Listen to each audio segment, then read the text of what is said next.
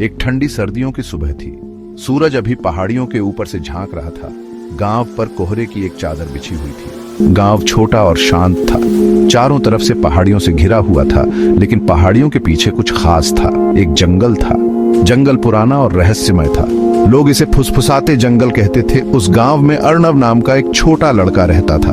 वह 10 साल का था और बहुत ही जिज्ञासु। अर्णव को कहानियां बहुत पसंद थी। उसे साहसिक कारनामों और जादुई जगहों की कहानियां बहुत पसंद थी। वह घंटों किताबें पढ़ता रहता था। वह अपने दादाजी की कहानियां भी सुनता था। उनके दादाजी को तरह तरह की दिलचस्प कहानियां पता थी।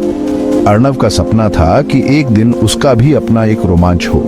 एक दिन अर्णव के दादाजी ने उसे फुसफुसाते जंगल के बारे में बताया। ये एक जादुई जगह है, उन्होंने कहा। उनकी आवाज धीमी और रहस्यमय थी। लेकिन सावधान रहना अर्णव, जंगल रहस्यों से भरा है। अर्णव की आंखें उत्साह से चौड़ी हो गईं। उसने जंगल के बारे में सिर्फ फुसफुसाहट सुनी थी। वह खुद इसके अजूबों को देखने के लिए तरस रहा था। उस दिन से अर्णव फुसफुसाते जंगल के बारे में सोचना बंद नहीं कर सका। वह अक्सर गांव के किनारे घूमता रहता था। वह पहाड़ियों की तरफ, नजरों से ओझल जंगल की तरफ देखता रहता था। वह इसके रहस्यों को उजागर करने के लिए तरस रहा था। उसे क्या पता था कि उसका रोमांच शुरू होने वाला है। एक दोपहर अर्णव गांव के किनारे खेल रहा था। धूप खिली हुई थी, जिससे सर्दियों की हवा थोड़ी गर्म लग रही थी। अचानक सोने की एक चमक ने उसकी नजर पकड़ ली। एक चिड़िया, जिसके पंख सोने की तरह चमक रहे थे, उसके सामने एक डाल पर आकर बैठ गई। अर्णव ने पहले कभी ऐसी चिड़िया नहीं देखी थी, मानो वह सीधे उसकी किसी परी कथा से उड़कर आई हो। सुनहरी चिड़िया ने अपना सिर झुकाया और अर्णव की तरफ देखा। उसकी आंखें एक अलौकिक रोशनी से चमक रही थी। फिर वह गाने लगी। गाना ऐसा था जैसा अर्णव ने पहले कभी नहीं सुना था। यह सुंदर और मोहक था और ऐसा लग रहा था जैसे यह उसे बुला रहा हो। जैसे ही अर्णव ने सुना, उसने चिड़िया और उसके आगे की पहाड़ियों की ओर एक अजीब सी खिंचाव महसूस किया, मानो चिड़िया उसका मार्गदर्शन कर रही हो, उसे एक साहसिक कार्य पर आमंत्रित कर रही हो। बिना सोचे समझे अर्णव चिड़िया का पीछा करने लगा। ये उसके आगे फड़फड़ाती रही। उसके सुनहरे पंख धूप में चमक रहे थे। ये उसे एक घुमावदार रास्ते पर ले गई, पहाड़ियों की ढलानों से होते हुए फुसफुसाते जंगल की ओर। जैसे जैसे वे करीब पहुंचते गए, हवा ठंडी होती गई और गांव की आवाजें धीमी होती गई। केवल सुनहरी चिड़िया की चहचहाहट की आवाज उसे आगे बढ़ने के लिए प्रेरित कर रही थी। आखिरकार वे जंगल के किनारे पर पहुंच गए। पेड़ ऊंचे और विशाल थे। उनकी शाखाएं आपस में गुंथी हुई थी, जिससे एक छतरी बन गई थी जो सूरज को ढंक रही थी। जंगल अंधेरा और रहस्यमय था, लेकिन सुंदर और अजीब तरह से आमंत्रित भी करता था। अर्णव ने एक गहरी सांस ली और अंदर कदम रखा। सुनहरी चिड़िया पेड़ों के साए में गायब हो गई। उसका दिल डर और उत्साह के मिश्रण से धड़क रहा था। वह आखिरकार फुसफुसाते जंगल के रहस्यों को उजागर करने वाला था।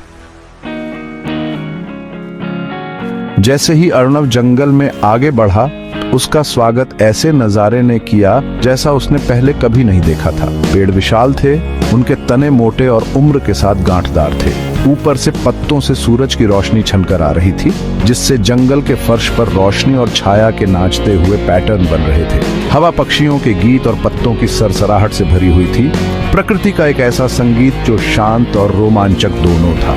जंगल का फर्श मुलायम काई से ढका हुआ था और रंग बिरंगे जंगली फूलों से बिंदीदार था। अजीब और अद्भुत पौधे बहुतायत में उग रहे थे। उनके पत्ते आकार और आकृति का एक बहुरूप दर्शक थे। इंद्रधनुषी नीले पंखों वाली तितलियां नीचे की झाड़ियों में उड़ रही थीं और हवा व्यस्त कीड़ों की भिनभिनाहट से गूंज रही थी। जहां भी वह देखता, अर्णव को कुछ नया और आकर्षक मिलता।